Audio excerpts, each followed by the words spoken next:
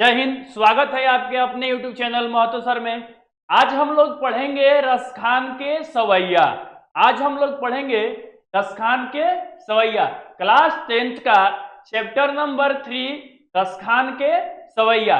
देखिए, रसखान जो कवि है वो कहने के लिए ही मुस्लिम कवि है, लेकिन जो रसखान है वो भगवान श्री कृष्ण के भक्ति में इतने लीन हो गए हैं। वो अपने भक्ति भाव को दिखाने के लिए वो किस किस प्रकार से भगवान श्री कृष्ण के नजदीक रहने की कोशिश कर रहे हैं। अपने सारे भावों को अपने इस चैप्टर में, अपने इस कविता में उन्होंने क्या किया है, वर्णित किया है। तो चलिए हम लोग स्टार्ट करते हैं रसखान के सवैये। सबसे पहले देखते हैं रसखान का जन्म कब हुआ था, रसखान का मृत्यु कब हुआ था। थोड़ा सा रसखान के बारे में हम लोग जान लेते हैं, ठीक है। देखिए, सवैये पार्ट के चैप्टर है रसखान। रसखान का जन्म सन 1533 ईस्वी में हुआ था। इनकी मृत्यु 1618 ईस्वी में। अगर रसखान के जन्म तिथि के बारे में बात की जाए तो वह सन 1533 ईस्वी में। रसखान के मृत्यु की बात की जाए तो सन 1618 ईस्वी में। अगर रसखान के जन्म स्थान की बात की जाए तो रसखान का जन्म स्थान दिल्ली में, ठीक है। और इनका वास्तविक नाम कहा जाए तो सैयद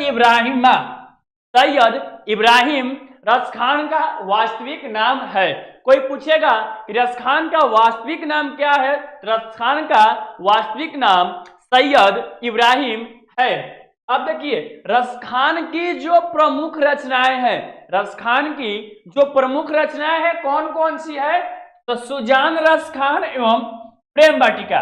रसखान की प्रमुख रचनाएं सुजान रसखान और प्रेम वाटिका। अब रसखान की भाषा क्या थी, रसखान रसखान की जो भाषा थी वो ब्रज की भाषा थी। कौन सी भाषा थी, ब्रज की भाषा थी। उसके बाद उनकी शैली कैसी थी, रसखान की शैली कैसी थी, तो रसखान की जो शैली थी वह मुक्तक शैली थी। रसखान की जो शैली थी मुक्तक शैली थी। चलिए आगे हम लोग बढ़ते हैं। अब देखते हैं हम लोग पाठ के बारे में। चलिए आते हैं। रसखान अपने पहले पद में कहते हैं, पहले पद में कहते हैं, देखिए कि मानुष है तो वही रसखानी बसो ब्रज गोकुल गांव के ग्वारन। मानुष हो तो वही रसखानी बसो ब्रज गोकुल गांव के ग्वारन। जो पशु हो तो कहा बस मेरे चारों नित्यानंद के धेनु मन झारण। नित्यानंद की धेनु मन झारण, यानी रसखान कहते हैं कि हे भगवान, अगर मेरा जन्म, रसखान कहते हैं भगवान श्री कृष्ण से कि अगर मेरा जन्म मनुष्य में हो, अगर मेरा जन्म मनुष्य में मिले तो मैं वही मनुष्य बनूं जिस गोकुल गांव में ग्वालों के साथ रहने का अवसर मिले। देखिए, भगवान श्री कृष्ण से इनको इतना लगाव था, मुस्लिम कवि होते हुए भी यह जो रसखान है वो भगवान श्री कृष्ण के भक्ति भाव में इतनी लीन थे कि मत कहिए। अब कह रहे हैं कि अगर मनुष्य के जीवन में, अगर मुझे मनुष्य के योनि में जन्म मिलता है, अगर मुझे मनुष्य के योनि में जन्म मिलता है तो मैं वही मनुष्य बनूं जहां भगवान श्री कृष्ण, बात समझ रहे हैं, जहां भगवान श्री कृष्ण गोकुल गांव के ग्वालों के साथ। अब देखिए कितना प्रेम है एकदम। जहां भगवान श्री कृष्ण गोकुल गांव के ग्वालों के साथ रहकर खेला कूदा करते थे, वही वह चाहते हैं रसखान के अगर मेरे मनुष्य में मेरा जन्म होता है तो मैं भी उसी गोकुल गांव में ही मेरा जन्म हो। फिर आगे कहते हैं कि जो पशु हो तो कहा बस मेरो चौरो नित्यानंद की धेनु मंझारण। यानी कहते हैं आगे कि यदि मेरा जन्म पशु योनि में हो तो पशु योनि में हो तो मैं उसी गांव में जन्म लूं जहां मुझे नित्यानंद की गायों के मध्य विहार करने का सौभाग्य प्राप्त हो। यानी रसखान कहते हैं कि चलिए, अगर मेरा जन्म अगर मनुष्य में नहीं हो रहा है तो कोई बात नहीं, अगर मेरा जन्म पशु में हो, इस चीज में अगर मेरा जन्म पशु में हो तो फिर भी मुझे मेरा जन्म वही होना चाहिए भाई। कहाँ होना चाहिए कि जहां मुझे नित्य, मतलब कि रोज सुबह सुबह नंद बाबा, यानी कि भगवान श्री कृष्ण के कहा जाए पिताजी, नंद बाबा के गायों के साथ, किसके गायों के साथ? नंद बाबा के गायों के साथ घूमने फिरने विहार करने का सौभाग्य प्राप्त हो। अब आगे कह रहे हैं कि पाहन हो तो वही गिरी, वो जो कियो हरिछन पुरंदर धारण। पाहन हो तो वही गिरी, पाहन हो तो वही गिरी, वो जो कियो हरिछन पुरंदर धारण। यानी कहते हैं रसखान इसमें कि यदि पत्थर के रूप में, किस चीज के रूप में? यदि मेरा जन्म पत्थर के रूप में हो तो मैं उसी पर्वत का पत्थर बनूं, मैं उसी पर्वत का क्या बनूं? पत्थर बनूं। किस पर्वत का? जिस पर्वत का भाई, किस पर्वत का? यानी कि जिस पर्वत को भगवान श्री कृष्ण ने, किसको? जिस पर्वत को भगवान श्री कृष्ण ने अपने उंगली पर धारण किया था। देखिए, जिसे श्री कृष्ण ने इंद्र का गर्व नष्ट करने के लिए उंगली पर धारण किया था। क्या कह रहे हैं रसखान अपने तीसरी लाइन में? कह रहे हैं कि पाहन हो तो वही गिरी, वो जो कियो हरिधन पुरंदर धारण। यानी कि अगर मेरा जन्म पत्थर में भी हो, अगर मेरा जन्म पत्थर में भी हो तो मैं उसी पहाड़ का पत्थर बनूं, मैं उसी पहाड़ का पत्थर बनूं जिस पहाड़ का उपयोग भगवान श्री कृष्ण ने इंद्र के क्रोध का, इंद्र के घमंड का नाश करने के लिए, नष्ट करने के लिए उन्होंने क्या किया था? अपने उंगली पर धारण किया था। आगे देखिए, जो खग हो तो बसेरो, करो मिली कलिंदी, कुल कदम की डारण। खग मतलब होता है पंछी, खग मतलब क्या होता है? पंछी। यानी कह रहे हैं कि अगर मेरा जन्म, यानी अगर मेरा जन्म पंछी की योनि में होता है, किस चीज की योनि में होता है? पंछी की योनि में होता है, तो मैं पंछी योनि में जन्म लूं तो मैं यमुना के किनारे स्थित कदम के डाल पर बसेरा करूं। यानी जो कवि रसखान है वह हर हाल में, किसी भी हालात में वह श्री कृष्ण से जुड़ी यादों के समीप में रहना चाहते हैं। पहला पैराग्राफ में, पहले पद में आप लोगों ने देख लिया क्या कि कवि रसखान अपनी जो दिल की भाव है, दिल की जो व्यथा है, वह कैसे अपने इस कविता में क्या कर रहे हैं? वर्णन कर रहे हैं। यानी कहते हैं एक बार फिर से, अगर मेरा जन्म मनुष्य में हो, किस चीज में? अगर मेरा जन्म मनुष्य में हो तो मैं वहीं जन्म लूं, मैं वहीं जन्म लूं जहां मुझे गोकुल के ग्वालनों के साथ खेलने का अवसर मिले, जहां मुझे गोकुल के ग्वालनों के साथ खेलने का अवसर मिले। अगर कहते हैं कि अगर मेरा जन्म मनुष्य में नहीं होता है, अगर मेरा जन्म पशु के योनि में होता है तो फिर भी मुझे वही जन्म मिले, फिर भी मुझे गोकुल में ही जन्म मिले, और जिससे मेरा सौभाग्य प्राप्त हो कि मैं सुबह सुबह नंद बाबा के गायों के साथ घूमने निकलूं। फिर उसके बाद कहते हैं कि अगर मेरा जन्म पशु योनि में भी नहीं होता है, अगर मैं पत्थर भी बनता हूं, क्या? अगर मैं पत्थर भी बनता हूं तो मैं उस पहाड़ का पत्थर बनूं, मैं उस पहाड़ का पत्थर बनूं जिस पहाड़ को उठाकर भगवान श्री कृष्ण ने इंद्र का घमंड को नष्ट किया था, भगवान इंद्र के घमंड को नष्ट किया था। मैं मैं उस पहाड़ का पत्थर बनूं। अगर कहते हैं कि अगर चलिए कोई बात नहीं है, अगर मेरा जन्म पत्थर में भी नहीं होता है, अगर मैं खग योनि यानी कि अगर मेरा जन्म अगर मेरा जन्म पशु की योनि में हो, किसी सॉरी पंछी की योनि में हो, किस चीज की योनि में हो, पंछी की योनि में हो, तो फिर भी मैं कहाँ जन्म लूं? मैं यमुना किनारे स्थित कदम की डाल पर, मैं यमुना किनारे स्थित कदम की डाल पर बसेरा करूं। बात समझ में? यानी कि जो कवि रस खान है वह हर हाल में भगवान श्री कृष्ण से जुड़ी जितनी भी यादें हैं वो उनके करीब रहना चाहते हैं, वो उनके नजदीक रहना चाहते हैं। अब आगे हम लोग देखते हैं अगला पैराग्राफ में क्या कहते हैं। देखिए कह रहे हैं, या लुकुटी यरु कमरिया पर राज तिहू पुर को ताजी डारो। क्या? या लुकुटी अरु कमरिया पर राज तिहू पुर को ताजी डारो। यानी रसखान अपनी भाव को, अपनी प्रेम को प्रकट करते हैं। क्या कहते हैं? रसखान कृष्ण से जुड़ी चीजें के प्रति अपना प्रेम प्रकट हुए कहते हैं कि यदि श्री कृष्ण की लाठी और कंबल के लिए अगर उन्हें तीनों लोग का राज छोड़ना पड़े तो वे छोड़ने के लिए तैयार हैं, तो वे छोड़ने के लिए तैयार हैं। यानी कह रहे हैं क्या कि या लुकुटी और कमरिया, यानी किसके लिए भाई? लुकुटी मतलब लाठी, और मतलब क्या होता है? और कमरिया का मतलब होता है कंबल। कमरिया का मतलब क्या हो गया? कंबल।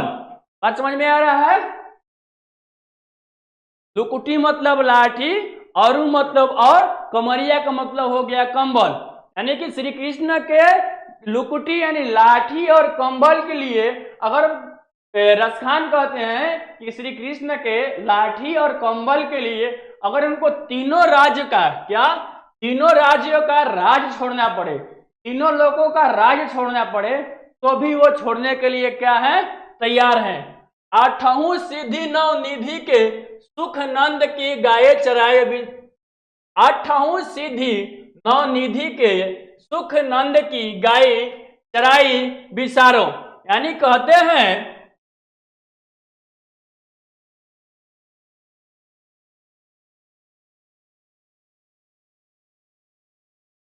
आठवीं सिद्धि नौ निधि के सुख नंद की गाय चराई बिसारो। यानी कबीर खान कहते हैं कि मैं नंद की गायों को चराने के बदले आठों सिद्धियों और नौ निधियों का सुख भी भूल सकता हूं।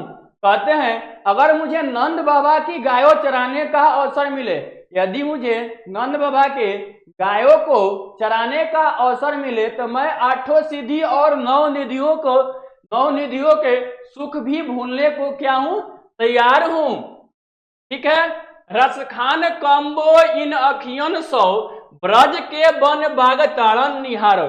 यानी रसखान कह रहे हैं कि अपनी आंखों से ब्रज के वन, बागों और तालाबों को जीवन भर देखते रहना चाहता है।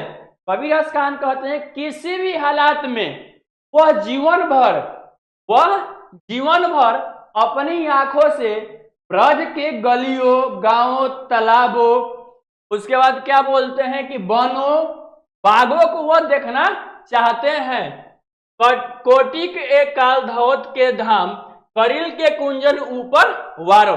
यानी कह रहे हैं कि मैं इन करील की कांटेदार झाड़ियों में रहने के बदले हजार सोने चांदी के महलों का सुख त्याग करने के लिए भी तैयार हूं। कबीर रसखान के देखिए कितना प्रेम है भगवान श्री कृष्ण से। कह रहे हैं कि मैं इन करील की कटेदार झाड़ियों में रहने के बदले हजार जो क्या बोलते हैं सोने चांदी का जो महल है, मैं उसका सुख छोड़ने के लिए क्या हूं? तैयार हूं।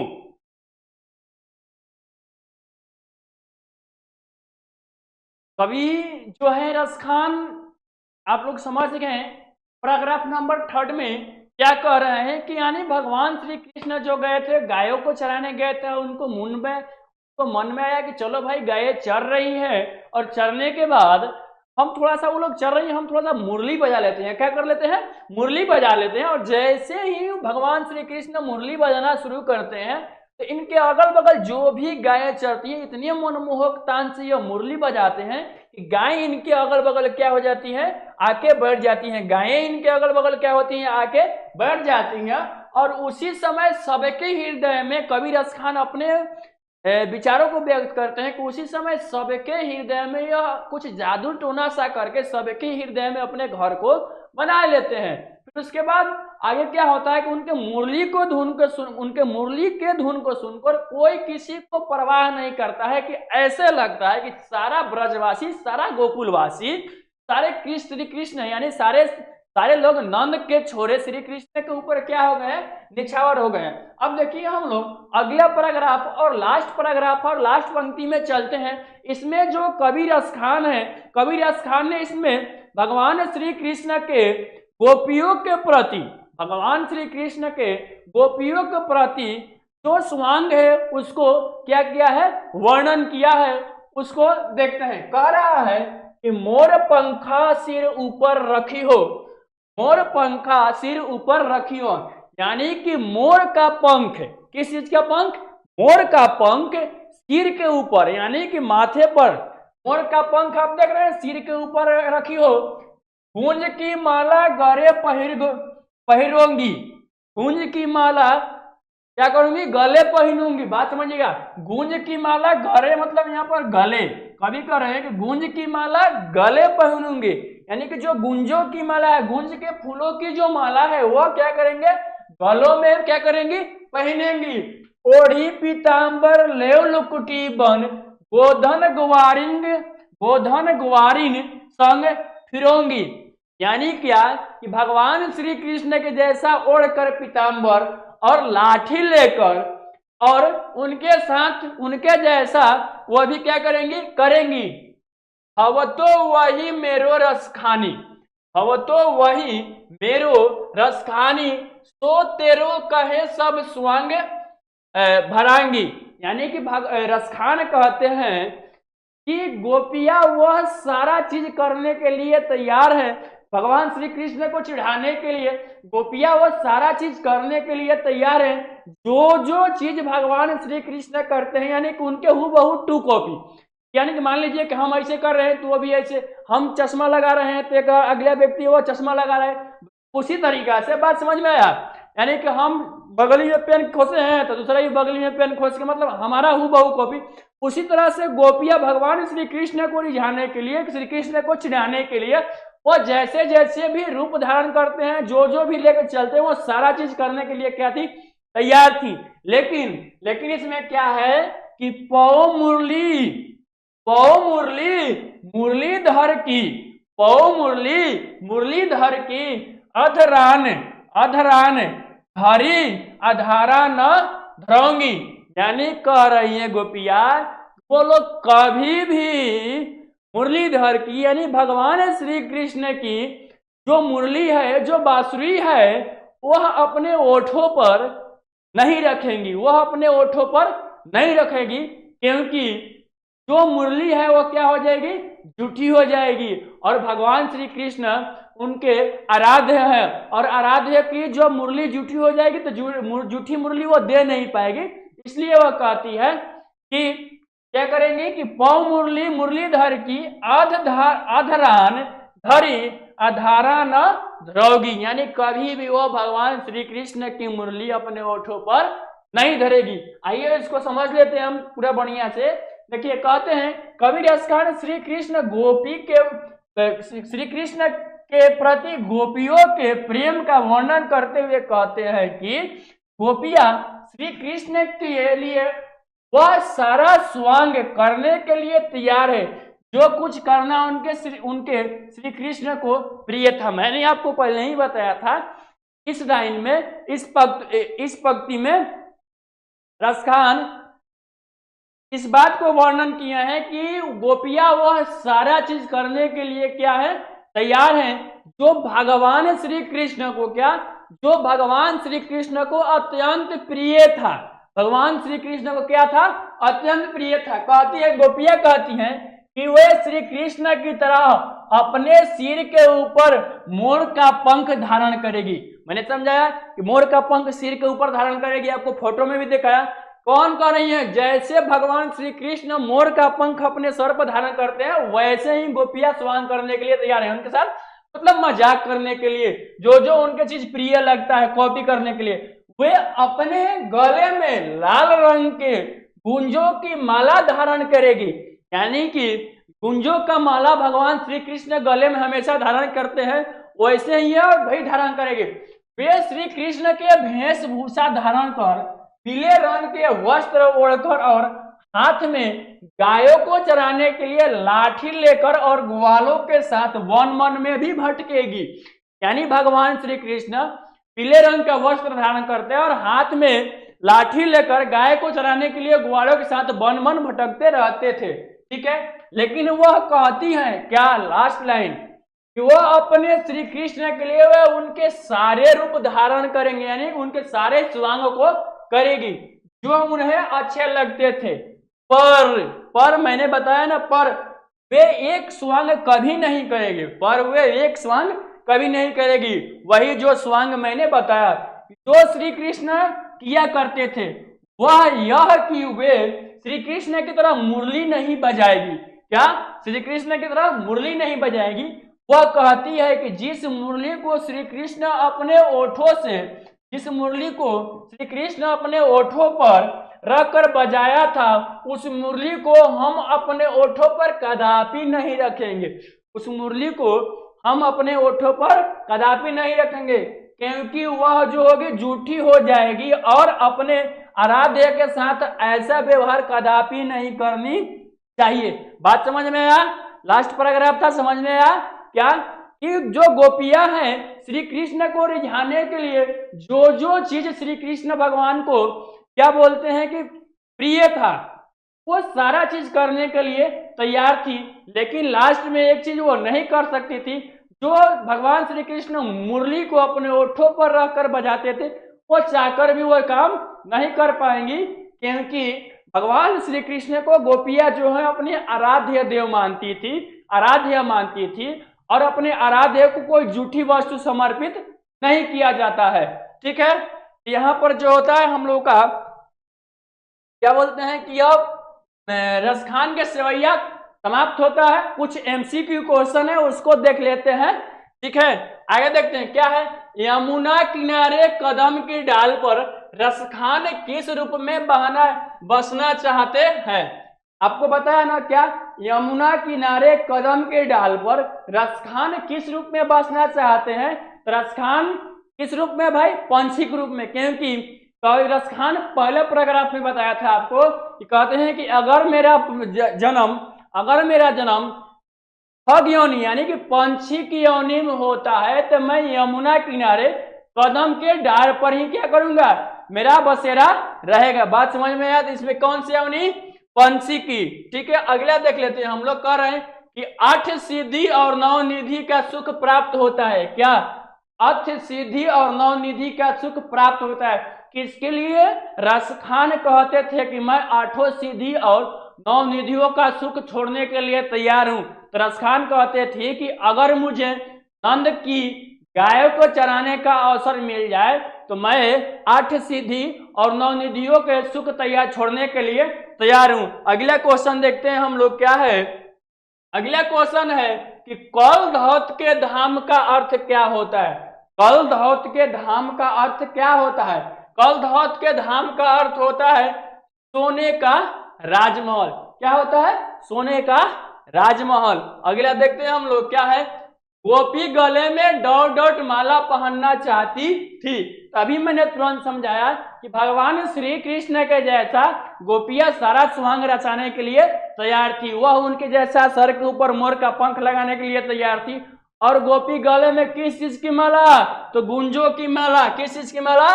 गुंजों की माला धारण करने के लिए तैयार थी। आगे देखते हैं। देखिए यहाँ पर क्या होता है, हम लोग का समाप्त होता है। और थैंक यू।